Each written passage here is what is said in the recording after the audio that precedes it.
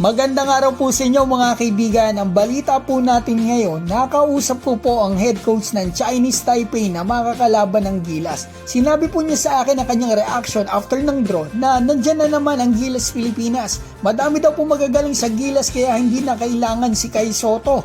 At may chance daw po na manalo ng medalya ang Gilas parang New Zealand. Pero ibibigay daw po nila ang kanilang 100%.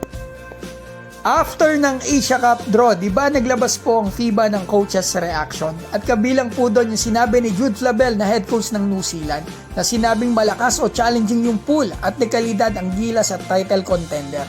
Pero wala dito yung reaction ng isa pang matigas na kalaban ng Gilas. Ito mga kaibigan yung reaction po ni Coach Gian na isang Italian na ito rin po yung coach ng Taipei nung tinalo nila tayo nung third window.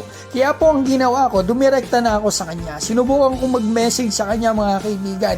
Baka sakali lang naman ako, baka sumagot. Ito po ang tanong ko sa kanya, how are you coach? Please let me hear your thoughts on Asia Cup draw where you are with Philippines again. And it's without Kai Sotto.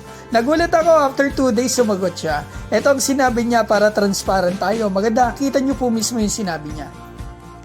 Hello, Asia Cup will be tough. It's finals. Philippines have so many good players that they don't need Kai Sotto. They have possibility to recruit other very good players, experienced and talented.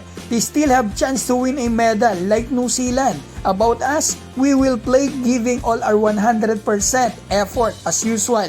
If we will be lucky on having all the players available in July to prepare the Asia Cup, we can have chance. It depends in the chemistry that we will build up. Let's go, Philippines! Binago ko lang po yung let's go Siyempre Gilas tayo. Ito magiging mahirap daw po ang Asia Cup. Finals na, napakarami daw pong magagaling na players ang Pilipinas kaya hindi na daw po kailangan si Kai Sotto. May posibilidad daw po na ang Gilas ay mag-recruit ng ibang magagaling pang players at may chance daw po ang Gilas manalo ng medalya tulad ng New Zealand. At about naman daw po sa kanilang team, ibibigay daw po nila ang kanilang 100% effort as usual. At kung papala rin daw po sila na available lahat ng players sa July para ihanda sa Asia Cup, may chance daw po sila. Depende daw po yan sa chemistry na bubuuin nila.